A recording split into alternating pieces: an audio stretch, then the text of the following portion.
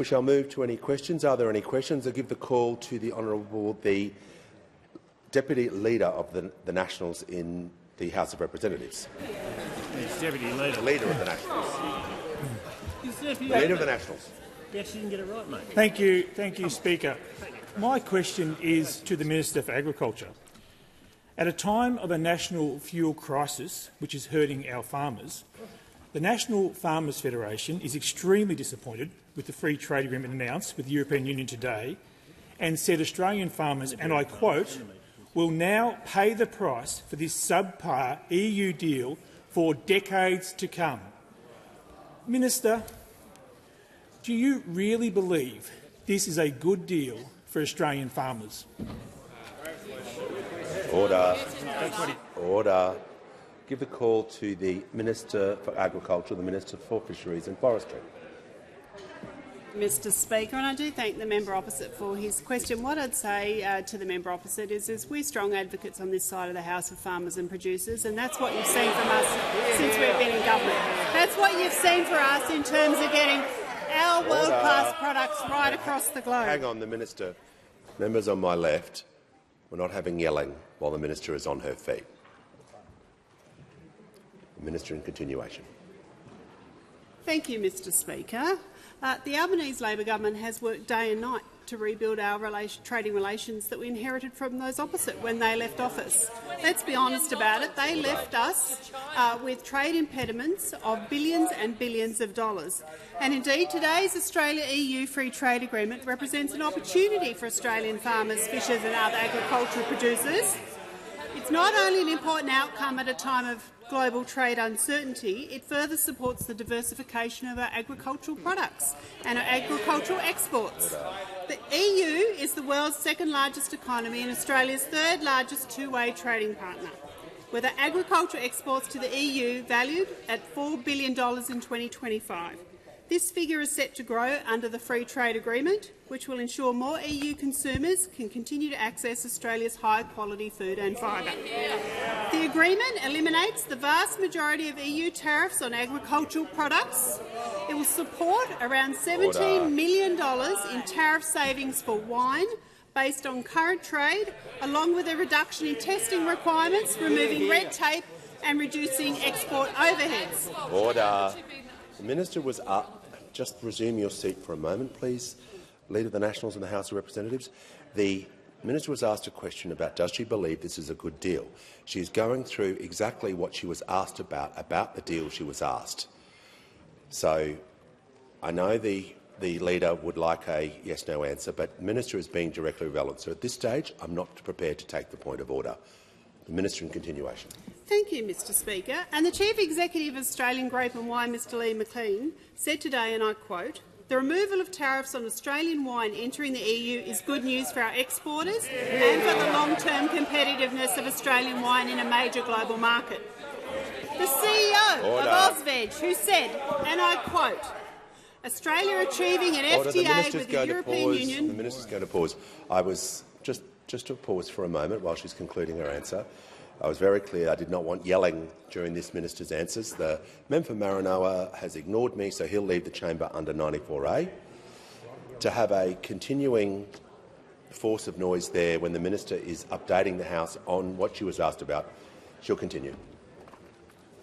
Thank you, Mr Speaker. And I was about to quote the CEO of Ozveg, who said, and I quote, "Australia achieving an FTA with the European Union is welcome news, which will benefit Australian grower exporters of onions and other vegetable crops through tariff elimination and reductions." Mr Speaker, on this side of the House we do understand the importance of fair trade and the benefits that it brings to farmers and producers. Our agriculture, fisheries and forestry exports were valued at more than $82 billion in 2025. This is a 38% increase since 2021, the last time that you're in office. This has only been made possible because of the careful and considered approach that we have taken to restoring our international trading relationships. Give the call to the honourable member for Corangamite. Thank you, Speaker. My question is to the Prime Minister.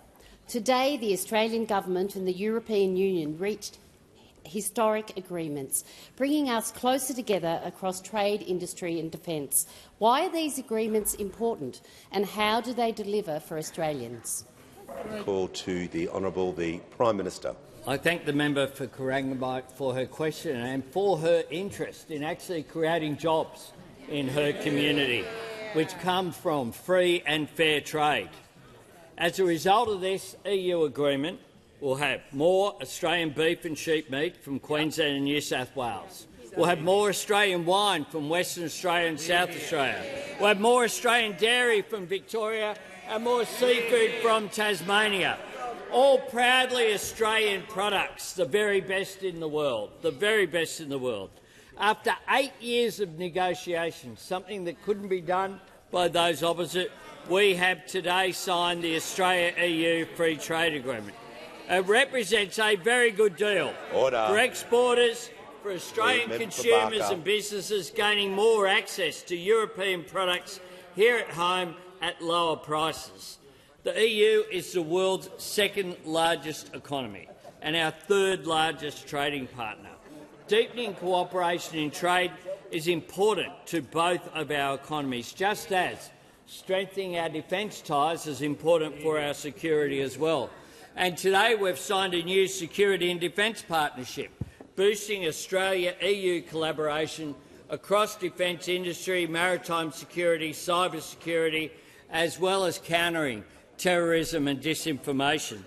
Together, at a time of global uncertainty, with trade in flux, we're acting on both security and prosperity. And it was a pleasure to hear the President's address to Parliament, the first female leader to do so with such warmth, friendship and good humour. Mr Speaker, I see comments about beef and sheep from those opposite. Let me just give a few facts. When we were elected in 2022, beef exports to Europe were worth beef exports in total were worth $9 billion. It's now $18 billion. $18 billion. Double. Last year, beef to the European Union was 4,000 tonnes. 4,000 tonnes. This agreement provides for guaranteed preferential access for 35,000 tonnes. 4,000, 35,000. That is the difference. That is the difference. And on sheep meat, so 8 times our current exports, and on sheep meat, this allows for nearly 31,000 tonnes, 5 times our current market access. That is what we have delivered. But those opposite only have 2 modes. 2 modes, talking Australia down and tearing each other down. That is all they do, constantly talk Australia down. The Prime Minister's time has concluded. Give the call to the Manager of Opposition Business. Thanks, Speaker. And my question is to the Minister for Climate Change and Energy. More than 2 weeks ago, the Minister told the House, quote, "Today the Treasurer and I have worked very closely together with the ACCC to ensure that the ACCC penalties are increased." With fuel prices having doubled in 3 weeks, has the Minister been advised as to when the legislation will actually be introduced? Give the call to the Minister for Climate Change and Energy. I have. Tomorrow. Give the call to the Honourable Member. Order. Order. When the House comes to order, the Treasurer. Order. The Treasurer will cease objecting. The Leader of the House will cease objecting. We'll hear from the Honourable Member for Solomon. Thanks, Speaker. My question is to the Deputy Prime Minister. How will Australia and the European Union strengthen cooperation through the new Security and Defence Partnership? The call to the Deputy Prime Minister and the Minister for Defence. Well, can I thank the member for his question and acknowledge his distinguished service in the Australian Army. With Kaja Kallas, the Vice President and High Representative for Foreign Affairs and Security Policy of the European Commission, the Foreign Minister and myself signed the Australia-EU Security and Defence Partnership. Now, from the moment that Russia and China signed a no-limits agreement on the eve of Russia's immoral and illegal invasion of Ukraine, was the moment that a war in Eastern Europe became deeply relevant to Australia's national interest. Because there are not many rules-based orders, there is one. And the lessons, good and bad, that will be learnt in Ukraine stand to be applied in the Indo-Pacific. And so today there is, in fact, a deep connection between the Indo-Pacific and Europe, which is why this partnership is so important. The partnership will see increased cooperation between Australia and Europe across security and defence, in cyber security, in space, in combating terrorism financing, in sharing information. But really importantly, it will see greater cooperation in defence industry. So many of the platforms that are operated by the Australian Defence Force were designed or built by European companies. Navantia, a Spanish company, designed our air warfare destroyers, our supply ships, our landing helicopter dock ships, the largest ships in the Royal Australian Navy. Thales, a French company, has been building Bushmasters for the Australian Army in Bendigo for many years, and those Bushmasters are now providing critical service in Ukraine. And Rheinmetall, a German company, is building more than 200 combat reconnaissance vehicles, the Boxers, in Brisbane for the Australian Army, but in addition are building another 100 more which are being sent back to Europe for the German Army. And it's against this existing strong backdrop that the partnership will help provide for a seamless defence industrial base between Australia and Europe. Australia and Europe are both democratic. We enjoy freedom of speech. We share values and we have complete trust. And in difficult times, the Australia-EU Security and Defence Partnership will be the basis upon which Australia and Europe will navigate a challenging world together. Give the call to the honourable member for Mayo. Thank you, Mr Speaker. My question is to the Treasurer. For every litre of fuel sold in Australia, the government receives 52.6 cents in excise tax. We are in a cost of living emergency and we must act now. Diesel has increased by over 55% in the last month. This is devastating for regional communities like Mayo. Will the government suspend the fuel excise for 60 days to provide immediate relief for Australians? Give the call to the Treasurer. Thank you, Mr Speaker, and I thank the member for Mayo for her question, which I think does reflect a level of concern in the Australian community about cost of living pressures and particularly pressures which are being felt at the petrol bowser. Unlike the Shadow Treasurer, the member for Mayo has appropriately represented how the fuel excise works. It's applied per litre of fuel. It doesn't go up when the price of fuel goes up. It's levied per litre. The amount that the member for Mayo mentioned is the accurate one, even if the Shadow Treasurer didn't know that when he was asked. Now, when it comes to the excise, when it comes to the proposal that the member for Mayo has, it's not something that we have been considering.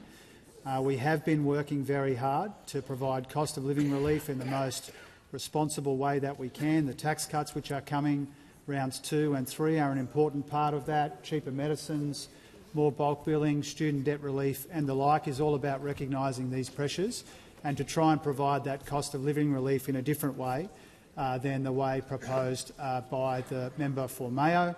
And in fuel markets more broadly, we're working very closely and as a team to make sure that there is supply that people need, particularly in regional areas, and to also make sure the ACCC is empowered to go after any suppliers or retailers who do the wrong thing. I do acknowledge that there are a range of views about it. The member for Mayo's question, I think, accurately reflects some of the suggestions which are out there. For our part, we're providing cost of living relief. We're working as hard as we can in fuel markets to recognise and respond to the pressures that Australians are under. Call to the honourable member for Hughes. Thank you, Speaker. My question is to the Minister representing the Minister for Trade. How is the Albanese Labor government delivering real economic benefits to Australian workers and families by signing a free trade agreement with the European Union? The call to the Minister for Northern Australia the Minister for Resources representing the Minister for Trade. Thank you very much, Mr Speaker, and I thank the member for Hughes for his great question. I'm really proud to be representing in this place the finest Trade Minister this country has ever seen, in the form of Senator Don Farrell. Under Senator Farrell's leadership and that of the Prime Minister, this government has delivered economic benefits to Australian workers and families. Under the leadership of the Trade Minister and this Prime Minister, this government has removed $20 billion of trade impediments. We have signed an economic cooperation and trade agreement with India, FTAs with the United Kingdom and the United Arab Emirates, and today we have signed an FTA with the European Union. And all this, Mr Speaker, confirms that Labor is the party of free, open and fair trade. After all, it was the Hawke government that lifted the tariff wall in this country and opened our economy up to fair trade. We lifted the tariff walls, we support fair trade, we support free trade, and we are building more and more connections every single day. I want to acknowledge the European Commission President, Ursula von der Leyen, and I echo her views that both continents share the same challenges and goals. We need to maximise our potential together, and through this EU FTA we will do that. This has been 8 years in the making. It's a historic achievement achieved by this government. This European Union agreement combines us with the 27 member states, the second largest economy in the world, with a population of over 450 million people, with a GDP of $31 trillion in 2025. This free trade agreement between Australia and the EU means lower tariffs on imports from the European Union, including what's on shelves at grocery stores right around the nation. Lowering tariffs means more choices at lower prices to help ease cost-of-living pressures at supermarkets right around the country for all Australian families. Farmers and businesses will benefit from cheaper machinery, vehicles, parts and equipment that they source from the EU, and this will flow into households around the country. And really importantly, this government has protected— The Minister will pause. The Leader of the Nationals in the House of Representatives has had a really good go. I just need to hear what the Minister is saying. So I'm just asking everyone to show a little restraint while the Minister is on her feet, so the House can hear her response to the question that she was asked by the member for Hughes. The Minister in continuation. Thank you. This government has protected the rights of Australians to keep using words for products they've made for many years, like Parmesan and Kransky. And this is really important to people of Italian and Polish heritage. Australian winemakers can keep making and selling Prosecco domestically. I know that's very important for the member for Bendigo and others. And there are long phase-out periods for other terms such as Feta Romana and Cuir. And this is important for the marketing of these Australian products for the many Australians with European heritage. The Minister will pause. The member for Barker, I can hear you from here. You're the furthest on the front bench. I'm not putting up with these interjections anymore. You'll leave the chamber under 94A as well. For 2 hours.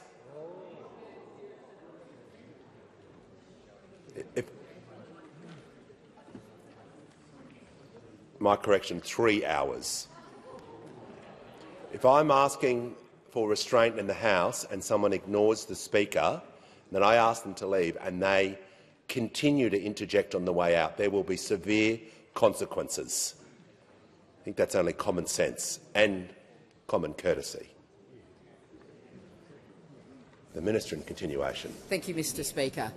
This is a heritage many are proud of in this country, and indeed it's a heritage and a shared future that we are proud of, an Australian Labor government that has delivered a European Union Australian free trade agreement. Call to the honourable member for O'Connor. Thank you, Speaker. My question is to the Minister for Climate Change and Energy. On the 10th of March 2026, the Minister stated, and I quote, "The fact of the matter is we've got enough diesel in Australia for our needs for the foreseeable future, and it's important that government and industry are working together." Can the Minister advise the House as to how many service stations in each state and territory are currently out of fuel? Call to the Minister for Climate Change and Energy.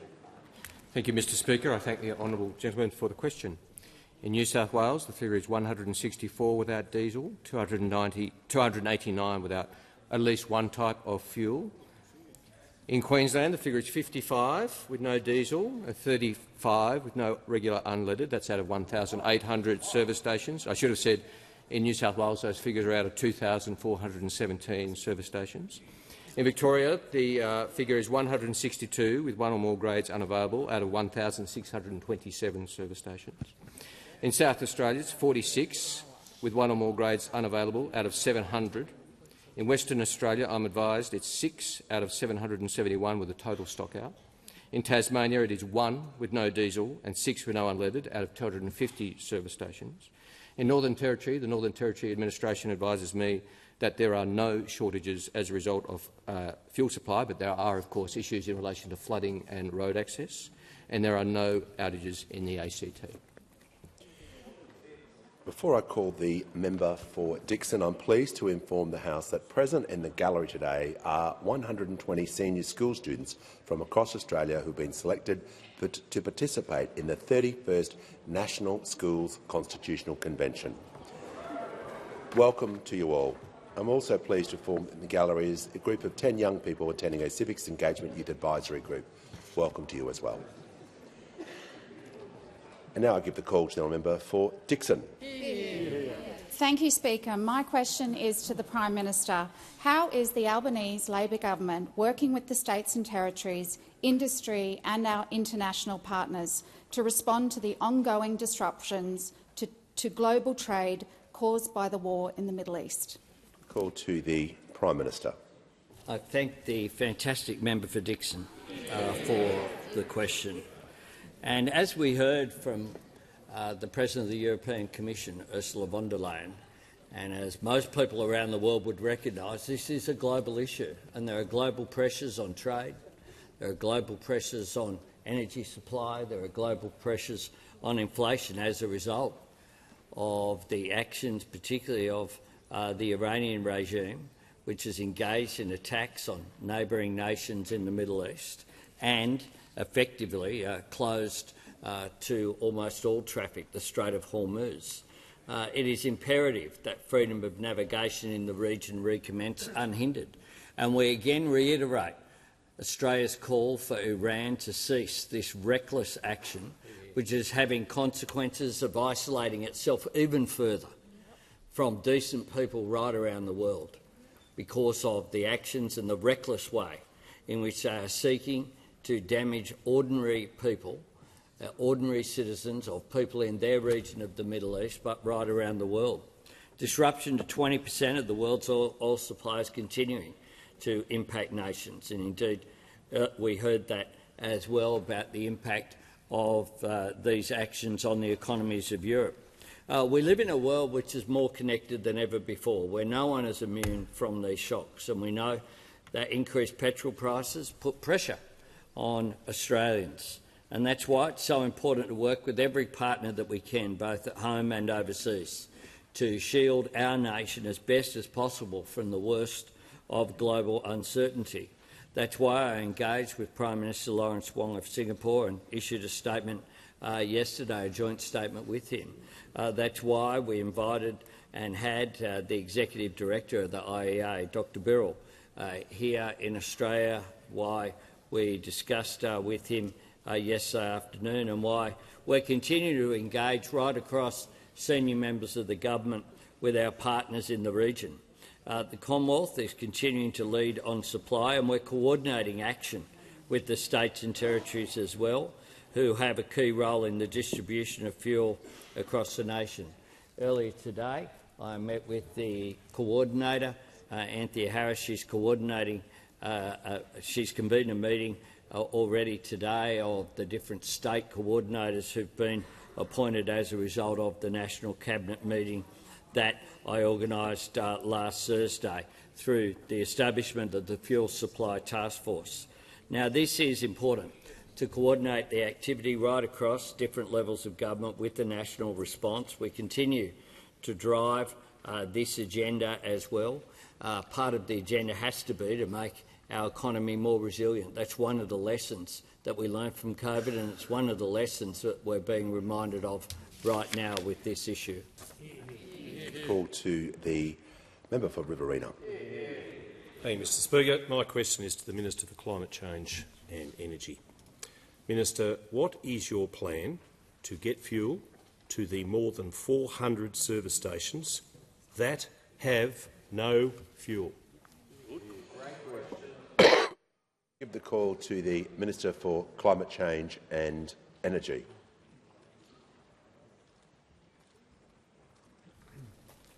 Thank you very much, Mr Speaker. The government's plan is to work to increase the fuel supply in Australia by releasing 20% of the minimum stock obligation, which we have done. And we have done so on the condition from the minimum stock entities that they see that fuel flowing to regional Australia. And that has been entered into and has been implemented. I also announced a temporary relaxation of the rules for sulphur for petrol, which will see an extra 100 million litres of fuel be supplied to the system each month.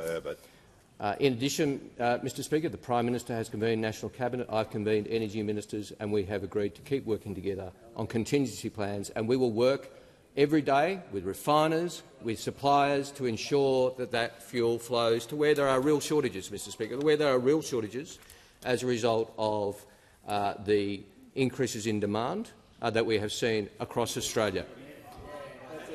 Now, the Leader of the Opposition interjects, which I'll take, Mr Speaker. He says it's only increases in demand. Well, if the Leader of the Opposition could point to one ship that hasn't arrived or one refinery that isn't working. No. As the government has made clear on multiple occasions, every ship that has been expected has arrived. We have very transparently said, Mr Speaker, that there have been cancellations in April. The Leader of the Opposition is the one who has misled people and said that we are stopping exports from Australia, which is not true. The manager on a point of order. Goes to direct relevance, Speaker. The question wasn't about the Leader of the Opposition. Right. It was about your... Yeah. Order. The manager has made his point of order. He was correct. He wasn't asked about the Leader of the Opposition. But if the Leader of the Opposition interjects and... Order. Members on my right, the Minister. So to make sure he's not talking about the Opposition, I would suggest no one from the Opposition interjects. So he doesn't take the interjection. The Minister in continuation. So, Mr Speaker, the government will work with anyone of goodwill, as we have done across the board. We have not heard a single constructive suggestion from the opposition in this. Not a single one, Mr Speaker. There's been plenty of sledging and no solutions. There's been plenty of insults but no ideas, Mr Speaker. All we have seen is politics and negativity. My attention. I'm asked about fuel shortages. Mr Speaker. The manager's taken a point of order, so on relevance he won't be able to do it again. Speaker, the Minister is defying your ruling. He was just in mid-sentence saying he's asked about fuel shortages and the plan, and he's talking about that. So you missed the boat there. The Minister. I was asked about fuel shortages. Order. To give credit where it's due, nobody in the leadership group, but some Liberal and National Party members have been to see me to talk to me about issues in their electorate in good faith, and they would concede that we have worked well together, Mr Speaker. We have worked well together to do that. I'll continue to do that. But the leadership of the Liberal Party has chosen partisanship, not patriotism, and they should hang their heads in shame. Order. We'll give the call to the honourable member for Corwell. Thank you, Speaker. The member for Corwell has. My question is to the Minister for Climate Change and Energy. Can the Minister update the House on Australia's fuel supply? How has the Albanese Labor government acted to strengthen our fuel supply? Call to the Minister for Climate Change and Energy. Honourable friend for the question and for everything he's done in his House since he arrived here this year, Mr Speaker. Now, Mr Speaker, we've heard this week from the President of the European Commission and the Executive Director, the International Energy Agency, about just how acute this international crisis is, and both have made the point that no country is immune from its impacts, a point the Prime Minister and I and the entire government have been making now for the best part of a month. That there will be impacts, and we need to prepare and we need to ensure that we use this as an opportunity to increase our sovereign capability as well. And on Friday last in Brisbane, I announced changes to the Fuel Security Services payment to ensure that our 2 existing refineries continue to operate, Mr Speaker. After a decade where we saw the deindustrialisation of Australian refining and saw 4 refineries shut their operations in Australia, enough. And no refinery will close under the Albanese government, and the payments we announced on Friday in Brisbane will ensure that that is the case. And I'm very pleased to be able to work with the refiners to ensure that that is the case. And today, Mr Speaker, I can announce further measures as well, because we continue to see shortages in diesel. Despite the fact our national stocks are strong and imports continue to arrive, we continue to see shortages around the country, as honourable members have said. And so we should do everything sensible to increase supply. So I can announce today that I have changed the diesel standards when it comes to the combustion temperature, and allowed a slightly lower combustion temperature of 60.5 degrees, which is called the flashpoint, Mr Speaker, which provides a little more flexibility to importers as to what diesel we can import into Australia, and a little more flexibility for refiners to switch between fuels as well. These are practical measures, Mr Speaker, not suggested by the opposition, not suggested at any point by any member opposite, but taken by us, Mr Speaker, to get the job done. Because these are the sorts of practical things which add to what we've already done.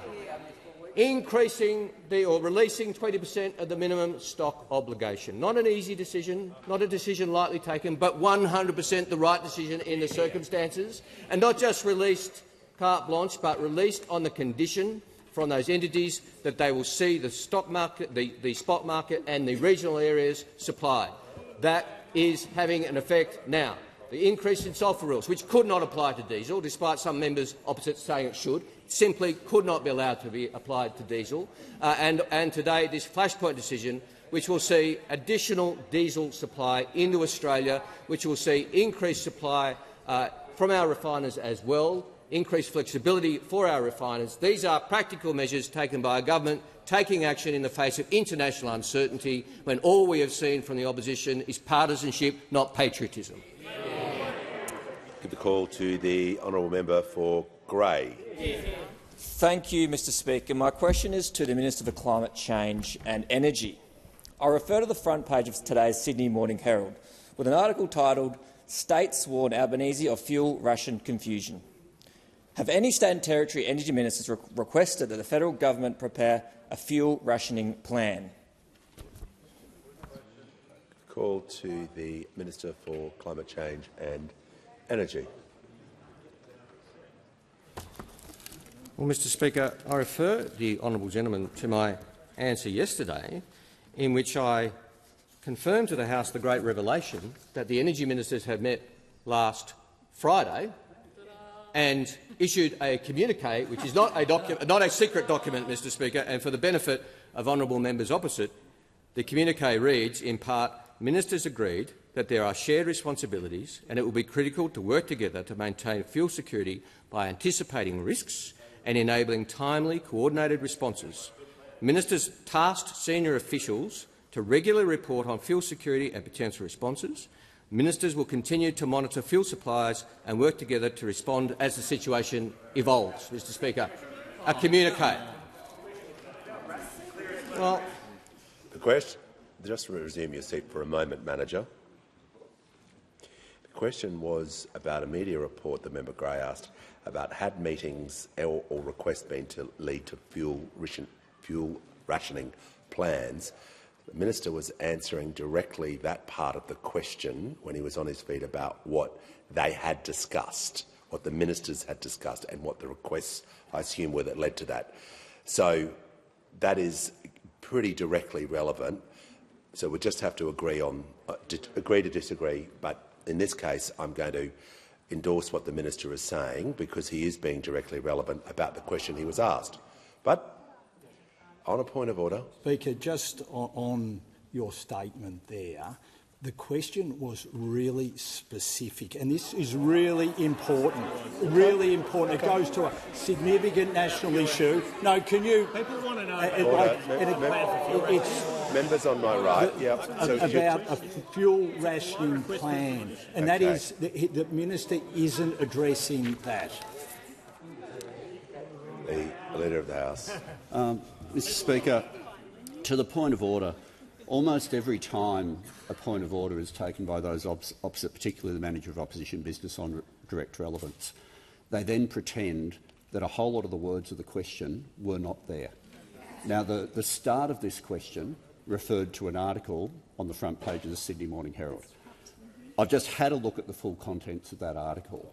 It goes through a broad range of issues. It refers at length to the Prime Minister's speech last night, to if you're going to have those words in the question, then they become part of direct relevance in the answer. Yeah. I'm just going to. I've given the manager a good go. You can just resume your seat. We heard from you. That's fine. No, resume your seat.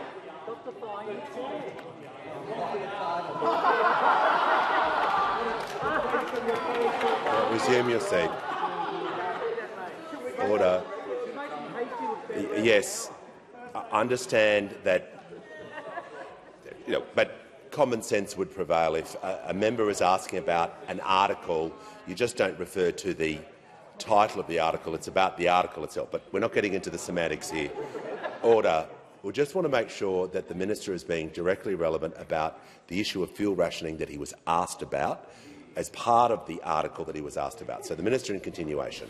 Mr Speaker, as I've previously said in the House as well, the Commonwealth and the states are working together off the frame of the National Liquid Fuel Emergency Response Plan, which is a document that's existed under governments of all persuasions for the last 20 years. Just as in COVID, where the Morrison government worked with states, the Albanese government is working with states on contingency planning, on all the measures. The difference now, Mr Speaker, is that during COVID the Morrison government had an opposition which was constructive. The Morrison government had an opposition which made policy suggestions, Mr Speaker, which gave support to controversial measures, when it didn't have to, Mr Speaker. I mean, I was Shadow Minister. I remember Labor Party members complaining to me, you're being too soft on the Morrison government, you shouldn't give them that much support. I said, that would not be good for the country, Mr Speaker. That would not be good for Australia. But the Taylor opposition sees an international crisis as a political point-scoring opportunity, not an opportunity to be adults in the room, and I suspect, Mr Australia, the Australian people will have views about that performance. Order. We'll hear from the honourable member for Macarthur. Thank you, Mr Speaker. My question is to the Treasurer. What steps is the Albanese Labor government taking in relation to fuel supply and affordability? How does this compare with other approaches? Call to the Treasurer.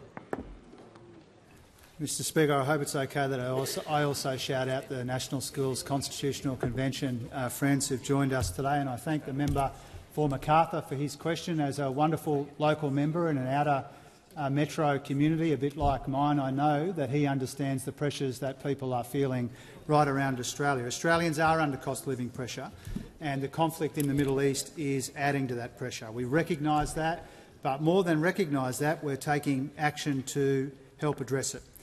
Tomorrow, as the Energy Minister said, we'll introduce new legislation to help consumers get a fair go at the petrol pump, with bigger penalties for misconduct in the fuel sector.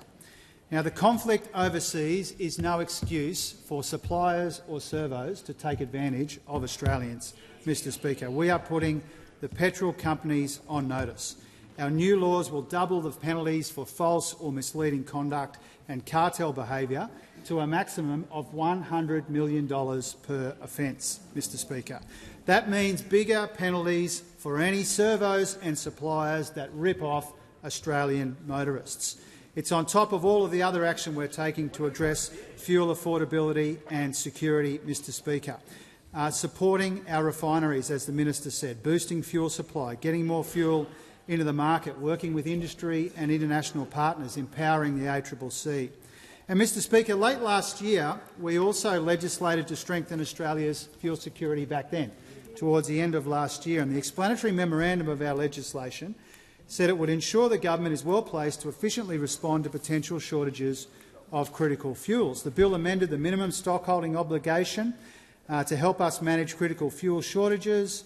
It facilitated more information gathering, It was about fuel-related products critical to Australia's trucking industry, diesel exhaust fluid and technical-grade urea. It was all about making sure that we could respond to situations like this.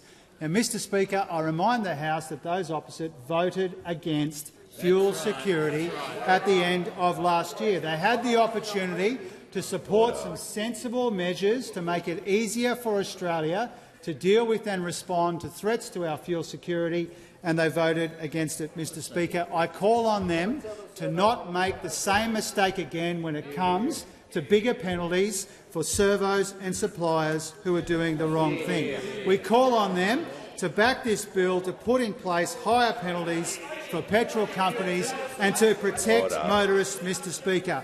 Our legislation is all about a fair go for Australians at the petrol pump. The Treasurer will pause. The Shadow Treasurer is interjecting way too much.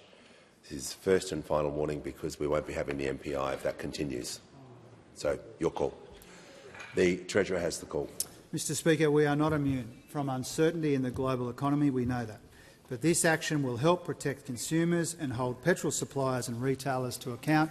And as the Energy Minister said, those opposite should stop playing politics, be patriots in this regard and support our legislation. Call to the honourable member for Clark. Speaker, my question is to the Minister for Climate Change and Energy. Minister, the minimum stockholding obligation for liquid fuels only applies to diesel, petrol and jet fuel. It does not apply to bunker fuel, which is a specialised marine fuel oil used by the shipping industry. So, Minister, seeing as shipping is responsible for transporting almost all of our island nations' trade, and indeed Tasmania's trade, will you use your power under the Liquid Fuel Emergency Act to bring the same priority to bunker fuel? Call to the Minister for Climate Change and Energy. Thank you very much, Mr Speaker. I thank the honourable member for the question and the spirit in which he raises it on behalf of his electorate and in the national interest. And, Mr Speaker, the honourable member is right. There are a range of bunker fuels used in domestic and international shipping. Marine fuel is one of the most significant, along with marine diesel. Fuel oil accounted for 1% of Australia's refined product use in 2025. Now, I do know that the Minister for Transport is engaging directly with the maritime sector, and I can tell the member for Clark that I've also engaged directly with the Tasmanian Minister for Energy, and we are working well together.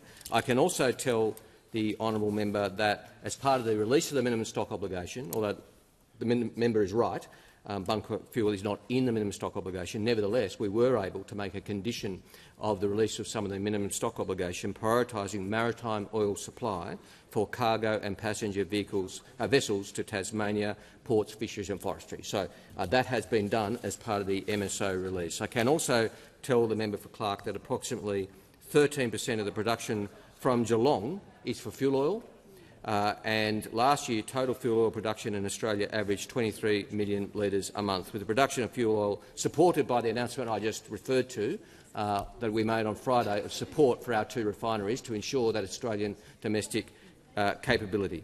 In relation to the honourable member's question about the Liquid Fuel Emergency Act, I've pointed out before that the bar for the test for invoking that Act is very high, quite rightly. It has never been invoked in the last 40 years, not through the 2 Gulf crises, not through COVID, not at any other time. Of course, it is there to be invoked if necessary, but I'm not envisaging at this point requiring that, and indeed the measures that I referred to show what can be done without invoking that Act. The call to the member for Blair.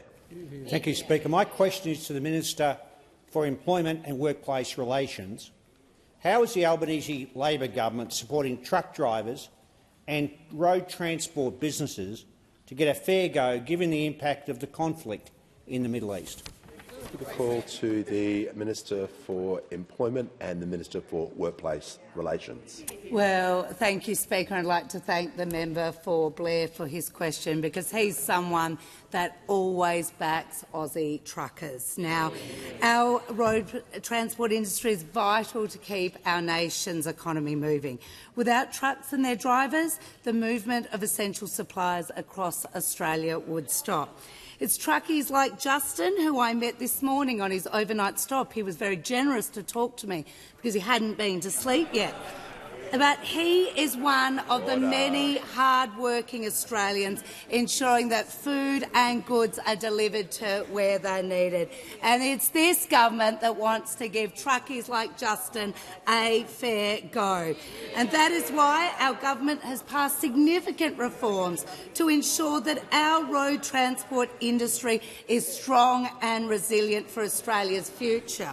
Of course, we are cracking down on sham contracting and have increased penalties for employers who dodge their obligations to their employees. The government has also introduced strong powers for the Fair Work Commission to set fair minimum standards across the road transport supply chain, ensuring that our truckies and transport operators get a fair go. Now, under the current legislation, the Fair Work Commission must consult when setting contract chain orders for a minimum of 6 months. As our country experiences the impact of the war in the Middle East, our government recognises the need to establish an urgent pathway for truckies to argue for their fair share in the Fair Work Commission. And that is why our government today announced that we will amend the Fair Work Act to enable the Commission to respond more quickly to contract chain order applications in time-sensitive circumstances. This is so truckies and transport operators aren't left to worry about managing rising costs on their own. Now, consultation will not be removed. The Commission will still need to step through its processes, but it will be able to act more quickly, helping to maintain business viability in the current volatile environment. Now, it is critical the costs of rising fuel prices are shared fairly through our supply chain so that our truckies and transport businesses can remain viable. Now, the government's announcement has been widely supported by industry, including the Australian Road Transport Industrial Association, the Australian Road Freighters Association, the Transport Workers Union and the Australian Trucking Association, whose CEO, Matt Munro, today said the ATA stands with the government in full support of its announcement. The question for those opposite, will they stand with Australian truckies when this legislation comes to the Parliament? Call to the honourable member for Macpherson. Thank you, Mr Speaker. My question is to the Minister for Climate Change and Energy. Have any state or territory energy ministers requested that the federal government prepare a fuel rationing plan? Call to the Minister for Climate Change and the Minister for Energy. I refer the honourable gentleman to my previous answer. Order. Order. The House comes to order. We'll hear from the honourable member for Aston. Thank you, Speaker. My question is to the Minister for Transport. How is the Albanese Labor government working to support our transport industry through this fuel shock? The call to the Minister for Infrastructure, Transport, Regional Development and Local Government. Thank you very much, Mr Speaker, and can I thank the member for Aston for the question. It was great to join you on Henderson's Road in Knoxfield just last week, one of the great projects that were being built through her electorate. I do want to start by saying we do know how tough it's been for workers in the transport industry over the past few weeks.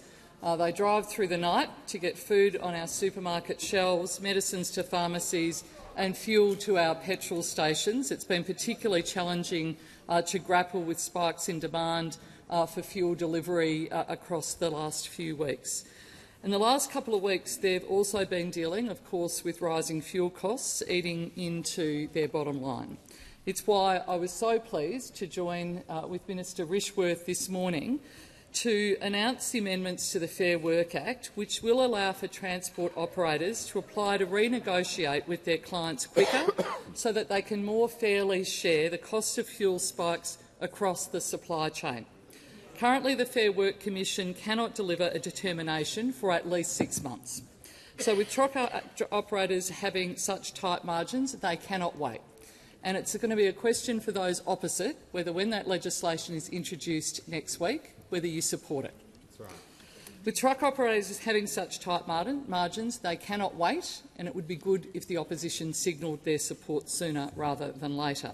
Some of the largest supermarkets are already working with the trucking industry to renegotiate contracts, but this should be happening right the way across the board.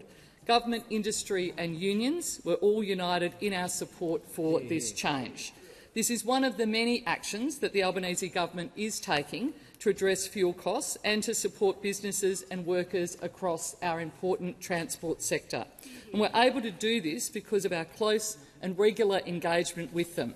Throughout this time, I've been meeting regularly with representatives from the road transport, rail, aviation and maritime sector, joined by representatives of the fuel industry.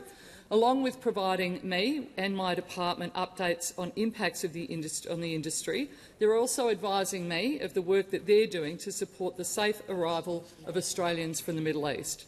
We know already that over 7,700 Australians have arrived home safely from the UAE and Qatar since the beginning of this conflict, and I do want to particularly give a shout-out and thanks to the pilots and flight crews who have carefully and expertly navigated flights out of the Middle East when it has been safe to do so.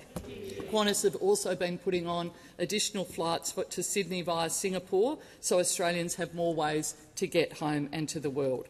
Our regular engagements across industries have helped inform the actions that this government is taking. That's what you do.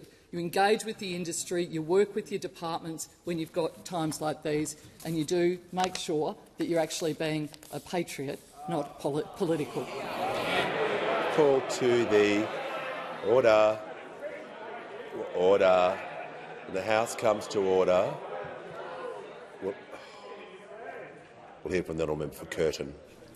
Prime Minister, 1,000 days ago, after heartbreaking evidence about the predatory gambling industry, the late Peter Murphy presented our committee report to Parliament with 31 unanimous recommendations to reduce gambling industry harm. The government has still not responded. You claim to have done more than any other government, but none of your actions were in response to the inquiry's recommendations, and Australians still lose more through gambling than any other country. Why won't you respond to Peter Murphy's report? Call to the Prime Minister. I thank the member for Curtin for her question, and we certainly recognise this as a real issue, but it's extraordinary for to argue that the measures that the government have put in place have not been in response to the Murphy report. That is just not true. That is just factually wrong. And the fact is we continue to work. Indeed, just this week in Parliament, we're introducing legislation that will stop gambling and tobacco companies from claiming the research and development tax incentive. Until this action is taken by the government, betting firms and poker machine companies are able to claim millions of dollars a year in research and development expenses. We're fixing that. But it also builds on the other actions that we have taken. Banning the use of credit cards for online wagering was one of the recommendations and something that was talked about in evidence before that committee. Establishing mandatory custom ID pre-verification for online wagering, implementing monthly win-loss statements, strengthening classification of video games that contain gambling-like content, and of course launching the National Self-Exclusion Register, BetStop, which has been enormously successful. The recent independent statutory review of BetStop found that users of the National Self-Exclusion Register have testified that it can truly be a game changer. Ministers and I will continue to engage across the community on this important issue, and we'll continue to report back to the Parliament, and we'll continue to take measure after measure on this issue. The call to the honourable member for Richmond. Thank you, Mr Speaker. My question is to the Minister for Social Services. How is the Albanese Labor government strengthening our social security system and delivering cost-of-living relief for Australians, including social security payment recipients? And are there any risks to this? Call to the Minister for Social Services. Thank you so much, Mr Speaker, and thanks so much to the member for Richmond. It was wonderful to visit a great local service that provides emergency relief to her electorate when I was up her way just recently. And I know that, like the member for Richmond, all of us believe that we want people to have jobs. We want them to have good, secure jobs. And since coming to government, we've seen the minimum wage go up $9,000. We've seen tax cuts for every taxpayer, more to come. But when people can't work, of course, they need a social security system that supports them. Or if they're aged pensioners, of course, they deserve to retire with dignity. And that's why we're so proud on this side that last Friday, the 20th of March, more than 5 million social security recipients saw a boost to their payments, a $2.6 billion boost to their payments. In the member for Richmond's electorate, it was 25,480 aged pensioners who saw their pensions go up. We know that Australians are feeling the pinch, and these adjustments help keep up with cost of living changes. The changes that came into effect last Friday saw the full-age pension now $5,500 more than when we came to government. They see job seekers who've got $4,300 a year more since we came to government. Rent assistance has gone up. The maximum rate has gone up by about $1,900 a year since we came to government. And for the first time in 30 years, we've seen an increase to the threshold for the small debt waiver, making sure that our system is fairer and better value for taxpayers. The waiver is now set at $250, so around 1.2 million small debts will not be collected this year. A lot of those debts actually cost more to collect than they return when they're collected. This builds on cheaper medicines. The maximum cost for a script for pensioners now $7.70. A bulk billing boost, 5% deposits for first home buyers, free TAFE, the 20% cut to student debt. We know that those opposite, of course, would put all of that at risk. They love voting against cost of living help for ordinary Australians.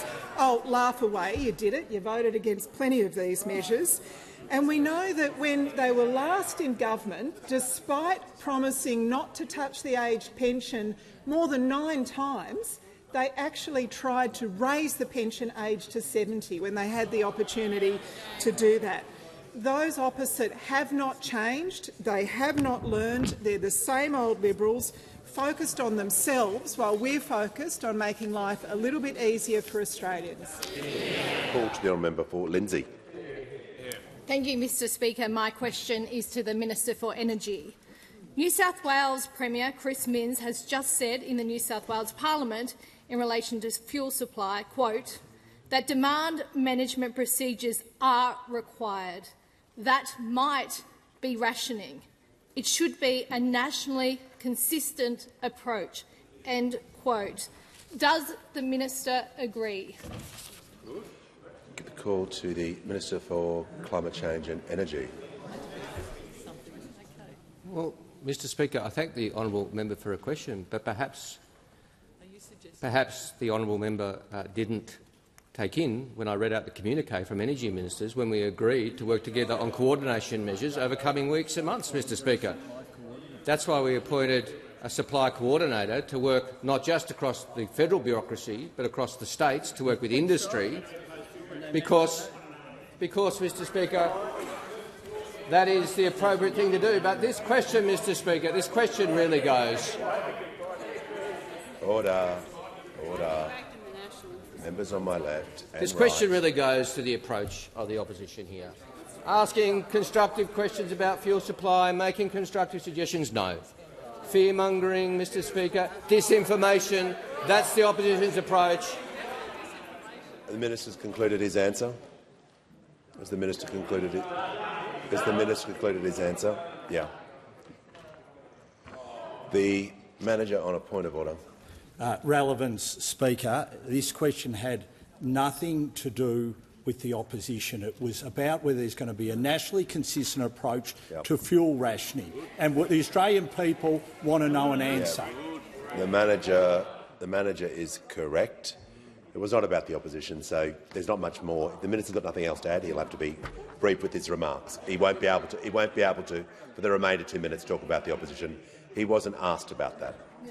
I'll simply say, Mr Speaker, this government will continue to work constructively with state governments and will continue to work constructively with industry and state governments like Tasmanian State Government, which is working very constructively with this government across the field in this difficult environment, Mr Speaker, because that's what sensible adult governments do.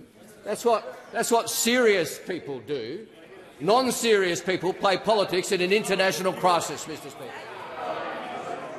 Call to the order. The Minister for Employment is warned.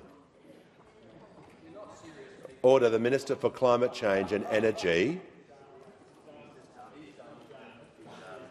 Members on my left, when they cease interjecting and when the House comes to order, we'll hear from the honourable member for Leichhardt. Thank you, Speaker. My question is to the Minister for Health. How is the Albanese Labor government making it easier for Australians to see a doctor when they need urgent care? Why did the government introduce this new model of care, and how does it compare to other policy approaches? We call to the Minister for Health and Ageing, the Minister for Disability and the National Disability Insurance Scheme. Thank you, Speaker. I know the member for Leichhardt only got to Canberra this morning. He's been with his community over the last few days, helping them up in the Cape York deal with the impacts of Cyclone Narelle. I also know as a player in the US of basketball, he saw firsthand the punishing effects of a healthcare system like America's.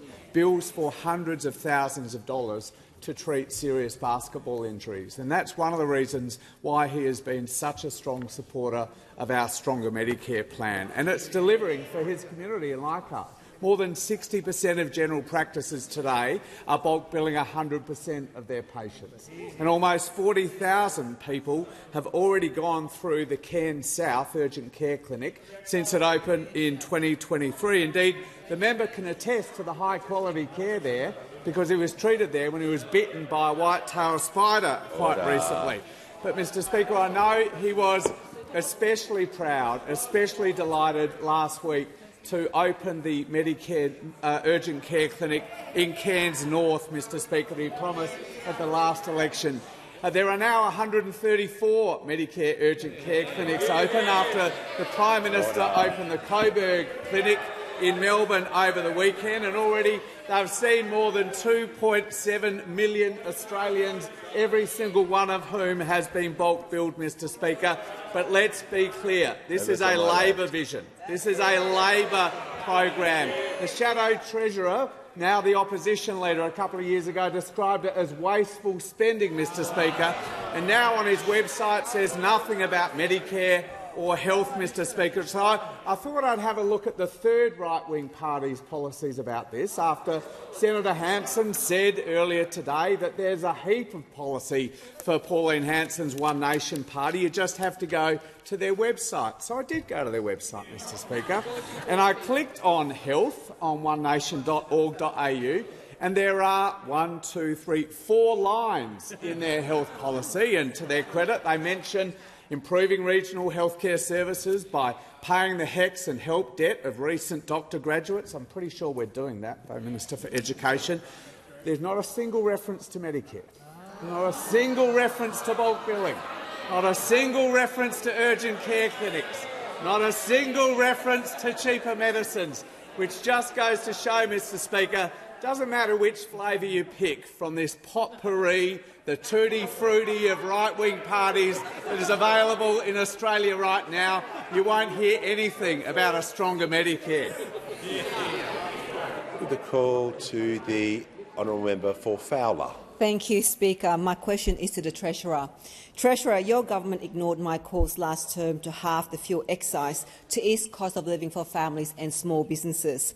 Now petrol and diesel are surging towards $3 a litre, yet your government is still taking $27 billion in fuel excise from struggling Australians.